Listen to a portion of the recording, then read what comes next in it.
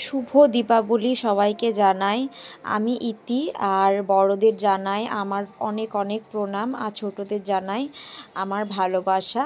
তো আমাদের এখানে মানে আমার যেখানে জন্ম, আমার মায়ের বাড়ি যে গ্রাম, সেখানে আমি এসেছি। আর এখানে খুব ধুমধাম করে কালী পুজো হয়। মানে আমাদের এখানে 8টা ঠাকুর হয়, দুর্গা ঠাকুর, আর 8টা কালী ঠাকুরও হয়, কিন্তু দুটো মাঠপাড়ার ভিতরে হয়, তাই জন্য এই লাইটিং হয় না। পুরো গ্রামটা এরকম লাইটিং দিয়ে ভরা থাকে। আর যেরকম যার যেরকম ইচ্ছে পাড়ার সেরকম সামনে প্যান্ডেল করে। এটা হচ্ছে আমাদের পাড়ার প্যান্ডেল, মানে আমার মায়ের বাড়ির মানে বাড়ির প্যান্ডেল। মানে এটাকে আমার নিজের একান্তই মনে হয়, কারণ এখানে বড় হয়েছে, এখানে জন্ম হয়েছে, তাই খুব নিজের এটা। তো আমি প্রথম দিন, সেকেন্ড দিন, থার্ড দিন সব কিছু মিলিয়েই মানে ভিডিওটা করেছি একটু একটু করে নিয়ে। এটা ছিল আমার তৃতীয় দিনকার ভিডিও, মানে যে লাইটিংয়ের ভিডিওটা দেখছো, এটা আমি তৃতীয় দিন তুলেছি। আর প্রথম দিনকেও গিয়েছিলাম, সেখানে ঠাকুর মন্দিরে বসে পুজো দেখেছি। তারপর আমাদের দুটো ঘোষপাড় আছে, সামনের মন্দিরে গিয়েছিলাম ঠাকুর দেখতে। আর আমাদের মন্দিরের সামনে মানে রাস্তার সামনে যে প্যান্ডেলটা করবে বড় করে, সেই জায়গাটা নেই বলে মানে সামনের প্যান্ডেলটা বড় করে করতে পারে না। তো তাও ভালো করেছে, বেশ সুন্দর করেছে। আর গোটা গ্রামটা এরকম করে লাইটিং পুরো থাকে। এই যে দেখছো, এটা হচ্ছে আমাদের পাড়ার প্যান্ডেল।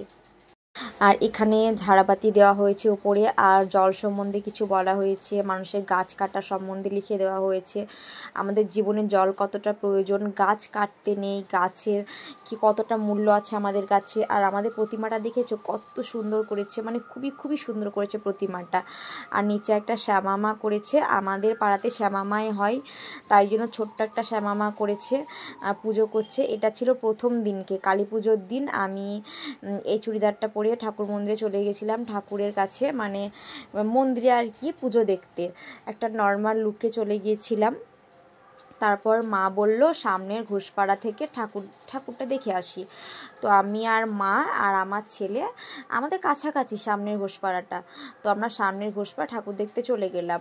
আর ওখানে মানে একই রকম প্রতিমা হয় প্রত্যেক বছর, কারণ ওখানে নিয়ম একই রকম প্রতিমা হবে। মানে আমাদের সামনের ঘোষপাড়াতে আর একটা আছে পাড়া, তেমাতা পাড়া, ওখানে মানে এরকম প্রতিমায় হয়, মানে এটা নিয়ম আছে, এরকম প্রতিমায় হবে, তাই জন্য ওরা চেঞ্জ করতে পারবে না, এরকম প্রতিমায় হবে। তো একই রকম প্রতিমায় হয়, তাই জন্য। আর দেখো কত সুন্দর লাগছে মায়ের মুখটা। তারপরে আমাদের ঘোষপাড়ার পিছনটাই 2-4টে মেলা বসেছে, প্রত্যেক বছরই বসে, আর ওইদিকেও বসে। তো আমরা একটু মেলাটা দেখে নিলাম, তখন পুরোপুরি কমপ্লিট হয়নি বসা, ব্যাগের সাইডটা বসছিল, যেহেতু প্রথম দিনকে সব তখনই বসছিল, সাজাচ্ছিল ওরা। তো মাকে বললাম একটু মেলাটা দেখে নিই, কিছু কিনিনি সেদিন, মানে শুধু ঘুরে ঘুরে দেখছিলাম আর কি। মানে মেলা দেখতে তো সবারই ভালো লাগে বলো।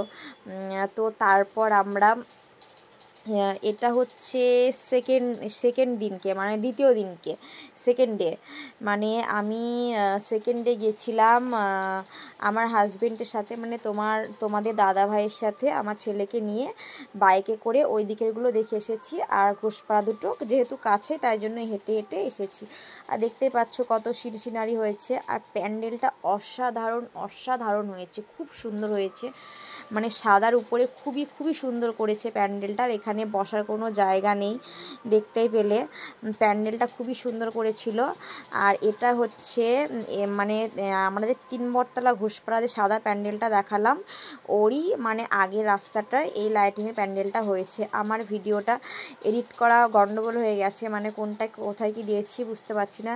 আর এই যে তারপর আমি সেকেন্ডে, যেদিনকে দ্বিতীয় দিন গিয়েছিলাম, সেদিনকে আইসক্রিম খেলাম প্রথমে একটা, আর ওকে একটু মুখে দিয়ে দিয়েছিলাম, ও চাইছিল বলে। আর তোমাদের দাদা ভাইকেও আমি বলছিলাম খাবে নাকি জিজ্ঞেস করছিলাম, কিন্তু ও বললো না খাবো না, ও একবারই নিল আমার কাছ থেকে। তো যাই হোক, আমি আগেই বলে দিলাম ভিডিওটা আমি প্রত্যেক দিন একটু একটু করে নিয়ে করেছি। আমাদের ঠাকুর এখনও বিসর্জন হয়নি, 6 দিন করে থাকে, 5 থেকে 6 দিন থাকে, তারপর বিসর্জন হয়। আমি দ্বিতীয় দিনকে আমার হাজবেন্ডের সাথে গিয়েছিলাম। তো সেদিনকেও মেলায় ঢুকেছিলাম, কিন্তু কিছু কিনিনি, প্রচুর খেলা হয়ে গেছে এমনিতেই।